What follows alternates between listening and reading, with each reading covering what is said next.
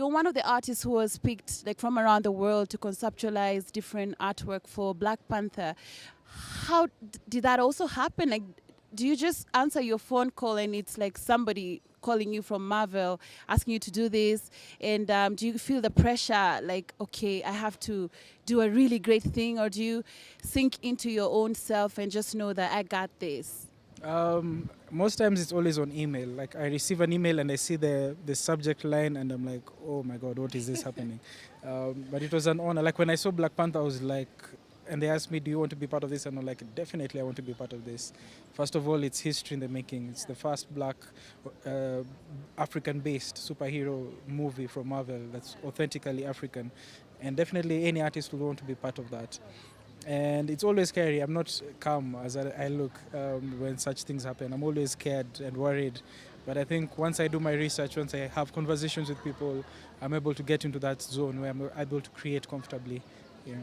You've also worked on a project with the American director Ava and Oprah for a show on Oprah's network OWN. And how did that also come about? Because I was following you on Instagram and I saw like you even had some BTS pictures and videos on like the shooting, whatever you guys were doing. So also looked like a dream to me. I was like, I can't believe I know this guy. Again, an email came through my agents in SA. They're like, we want to work with Osborne. Is he available? And I was like, definitely I'm available. Previous to that, Ava had been following my work. After we launched the Absolute Vodka video, I think that's the time she started following me. And so I think when I didn't know that she had a hand with the Oprah Winfrey shoot until I got to New Orleans and I get on set and I'm told, actually Ava handpicked you for this. I was like, whoa, what an honor. And she said, you know what, there's a guy in Kenya, I love his work, you guys have to get him. I know Kenya is very far, but try and get him here. And it's always a nice experience when you go outside and you feel the kind of appreciation and respect that you're given.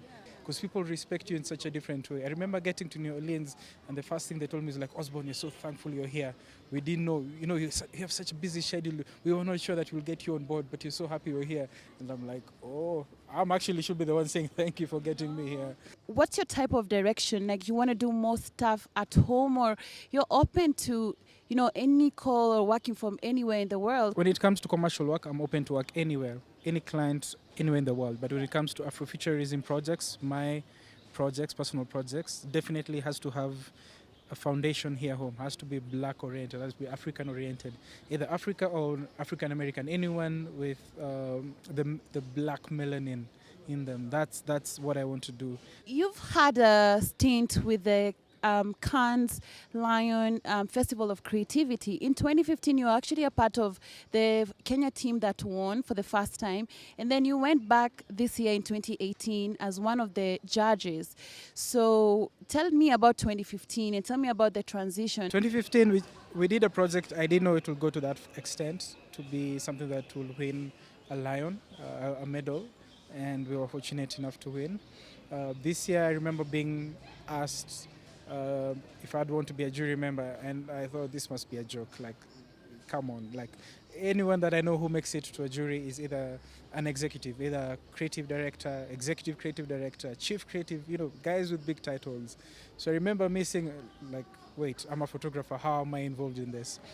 In getting to Cannes, that's what I realized. Like, there's this new category that was opened up. It's called industry craft, and where it's all about rewarding the craft, the attention that's put into the work, the details that goes into the work. So I think they wanted someone from somewhere else in the world who does that, who does their work in a crafted way.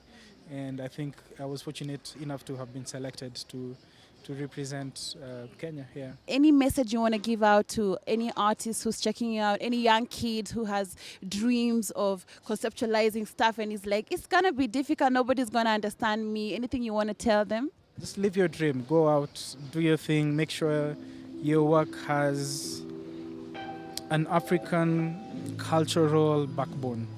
Just make sure that's first thing. Don't try to copy what the West is doing, because they are way ahead. We cannot compete with them in terms of technology, in terms of the budgets that they get. So just use your own creative stories and to tell something that's not been heard to the rest of the world.